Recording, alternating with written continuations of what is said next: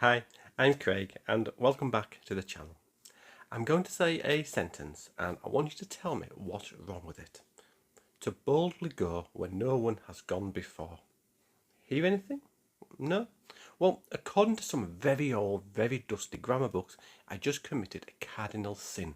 I split an infinitive. The truth is, a lot of the English rules we're taught are kind of, well, full of holes, and that got me thinking, is there any rule in the entire English language that's 100% reliable? One with zero exceptions? Well, we're going on a linguistic quest to find out, and the answer is not what you might think.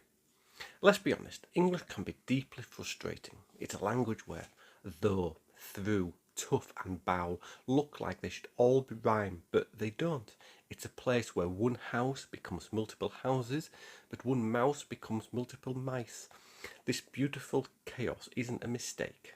It's the fossil record of 1,000 years of invasions, cultural mashups, and constant evolution. So our mission is to dig through this glorious mess and find one single solitary rule that has never ever been broken. First, let's get the obvious contenders out of the way. These are the rules that were hammered into our heads in school, the ones that are frankly terrible at their jobs. Our first suspect is maybe the most famous rhyme in all of grammar school. I before E except after C, or when sounded as A as in neighbour and way. It sounds so helpful, so official, and it is spectacularly wrong. For every believe or receive that plays along, a whole gang of linguistic rebels show up to defy it. Words like weird, science, seize, and proficient just casually ignore the rule. And that's not even a long list. It's a guideline so full of holes it's more like a cheese grater. So I before E, debunked. Next up, a rule that has tortured students for generations. Never end a sentence with a preposition. This is the zombie rule that forces us to write clunky monstrosities like "From where have you come?" instead of the much more natural "Where did you come from?" This so-called rule was pushed in the 17th and 18th centuries by writers trying to force English into a Latin-shaped box, a language where you physically couldn't end sentences with prepositions. But English isn't Latin. At its heart, it's a Germanic language, and ending sentences with prepositions is a totally natural historic part of its DNA. Insisting on this rule is, to put it bluntly, something up with which we should not put. So that one's out. How about plurals? Just add S. Simple, right? Until you stub your 2 feet or see a flock of sheep or get chased by a gaggle of geese. Okay, fine. Irregular plurals exist.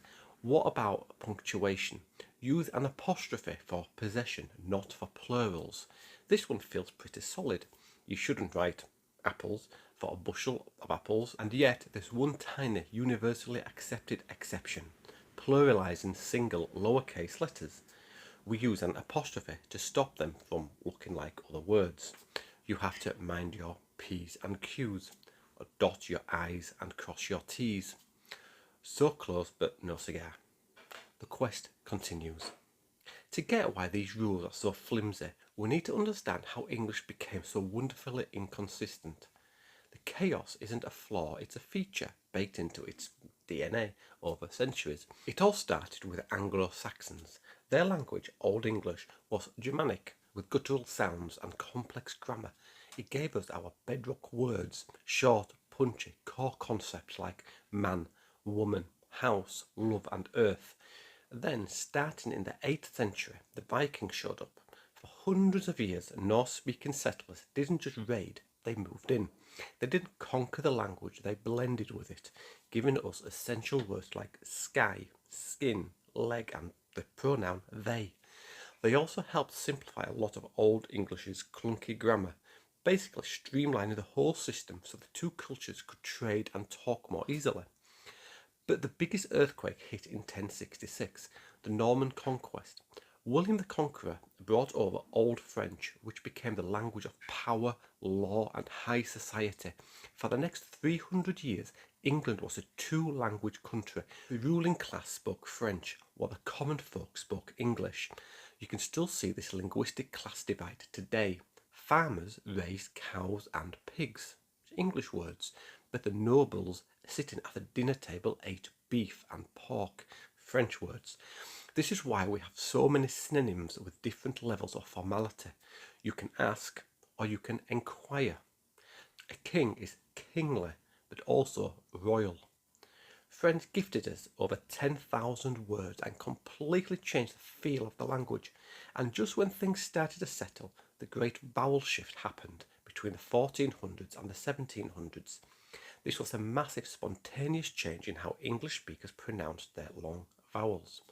For instance, the I in time used to be pronounced like the E in team, but while the sounds of nearly every long vowel changed, the spelling often stayed the same because we were just starting to standardise it. This is a huge reason English spelling seems so bonkers. We're basically reading medieval pronunciations fossilised on the page. This tour shows us that English was never designed by a committee. It was forged in invasion, class struggle and slow, constant change. It's a living museum of its own history, which is precisely why finding an unbreakable rule is so tough. After all that history, finding a truly unbreakable rule feels next to impossible, but linguists have a few contenders that are incredibly tough to break. One of the strongest is a rule every native speaker knows but was never taught: the specific order of adjectives before a noun. You would naturally say a lovely little old black Persian cat. You would never ever say a Persian black old little lovely cat. It just sounds fundamentally wrong. The unspoken order is generally opinion, size, age, shape, colour, origin, material and purpose. It's so deeply wired into our brains that it's almost never broken. Almost. For poetic or stylistic effect, we sometimes bend it. We say the big bad wolf, not the bad big wolf, usually for the sake of rhythm or alliteration. It's a rare exception, but it is an exception. So adjective order is amazingly consistent, but not 100% perfect. Then there's a fascinating pattern called ablaut reduplication. That's a fancy name for the rhythm that tells us it's tick-tock, not tock-tick, and zig-zag, not zag-zig. The silent rule here is that if two words differ only by the middle vowel, the word with the I sound, like in tick, almost always comes first, before a word with an A or O sound, like in talk. Just think ding-dong, chit-chat, mish-mash, pitter-patter. This pattern is shockingly consistent. Finding a real exception is nearly impossible in everyday speech, though you could invent one for a poem. It feels less like a grammar rule and more like a phonological preference, a rule our mouths prefer to follow. It's one of the most reliable patterns in the language, but it's not quite a formal prescribed rule. Which brings us to our final and best candidate. It governs the use of just two little words, a and an. The rule, as you know, is to use an before a vowel sound and a before a consonant sound. The key is the sound, not the letter. And that's why we say an hour, because hour starts with a vowel sound. But a university, because university starts with a y, consonant sound. This rule appears to be purely functional. It's an efficiency hack to make our speech flow more smoothly. Saying a apple is clunky. Your mouth has to perform a full stop and restart between the two vowel sounds. An apple just glides together. This rule is so fundamental that it seems to have no true exceptions in standard English. Every time a word starts with a vowel sound, we use an. Every time a word starts with a consonant sound, we use a. There are no historical quirks or loan words that break it, and no stylistic reason to ignore it. It's based entirely on the sound that comes next, making it uniquely adaptable and universal. So, is that it? Have we found the one? The rule of a versus an based on sound is the closest thing we have to an unbreakable law in English. It's a rule born not from a stuffy textbook, but from the simple mechanics of speaking. It's elegant, it's efficient, and as far as anyone can tell, it's exception free.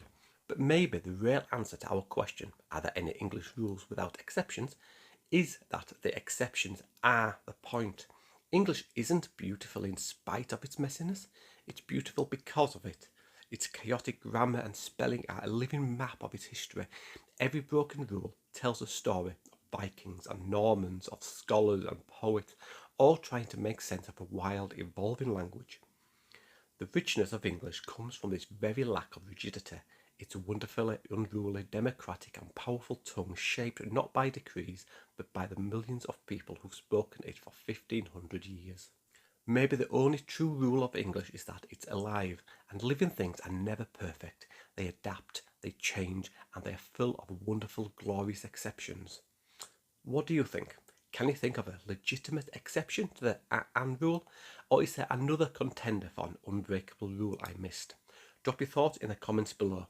And if you enjoyed this linguistic deep dive, please hit that like button and subscribe for more adventures in our amazing language. Thanks for watching, and I'll see you next time. Bye for now.